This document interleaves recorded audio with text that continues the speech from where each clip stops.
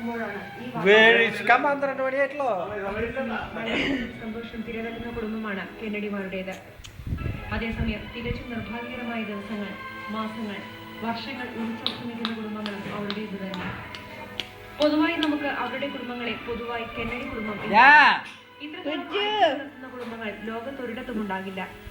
അതുകൊണ്ട് തന്നെയാകണം അമേരിക്കക്കാർ ഏറെ ആദരിക്കുന്നതും ഒരു രാജകീയ കുടുംബത്തിന്റെ നിലവാരത്തിൽ പ്രതിഷ്ഠിച്ചിട്ടുള്ളതും. കുടുംബങ്ങൾ തകർന്നത് സൂര്യൻ ഉദിക്കുന്നത് പോലെയോ മഞ്ഞുകാലം പിറക്കുന്നത് പോലെയോ കരുതുന്ന അമേരിക്കക്കാർ പക്ഷേ കെന്നഡി കുടുംബത്തെ മാനിക്കുന്നു, ഒരു നിലയ്ക്ക് അസൂയപ്പെടുക പോലും ചെയ്യുന്നു. എങ്കിലും ദുരന്തത്തിന്റെ നിഴൽ ഈ കുടുംബത്തിന്റെ ചുറ്റും കറങ്ങി നടക്കുന്നു. അവസരം കിട്ടിയാൽ ഉടൻ അകത്ത് കയറുന്നു. ഐറിഷ് അമേരിക്കൻ പാരമ്പര്യമാണ് കെന്നഡി കുടുംബത്തിന്റേത്.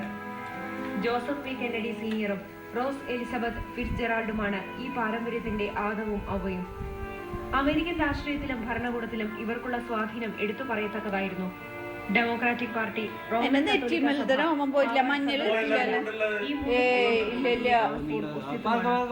ചരിത്രത്തിലൂടെ മുന്നോട്ട് ഈ കുടുംബത്തെ നയിച്ചത് ഈ ദമ്പതികളാണ്. ജോസഫ് കെന്നഡി സീനിയറിന്റെ അച്ഛൻ പാട്രിക് ജെ കെന്നഡിയും അമ്മ മേരി അഗസ്റ്റ ഹിക്കിയുമാണ് അയർലൻഡിൽ നിന്നും അമേരിക്കയിലെത്തി കുടുംബവൃക്ഷം നട്ടുനനച്ചത്. രണ്ടാം ലോക മഹായുദ്ധകാലത്ത് ബ്രിട്ടനിൽ അമേരിക്കയുടെ സെക്യൂരിറ്റീസ് ആൻഡ് എക്സ്ചേഞ്ച് കമ്മീഷന്റെ ആദ്യ ചെയർമാനുമായിരുന്നു. ഭാര്യ റോസ് ഫിറ്റ്സ്ജെറാൾഡ് ജോൺ ഫിറ്റ്സ്ജെറാൾഡിന്റെ മകളും. ജോസഫ് സീനിയർ 1888 ജനിച്ചു. 1969 മരിച്ചു. റോസ് 1890 ജനിച്ച് 1995 മരിച്ചത്.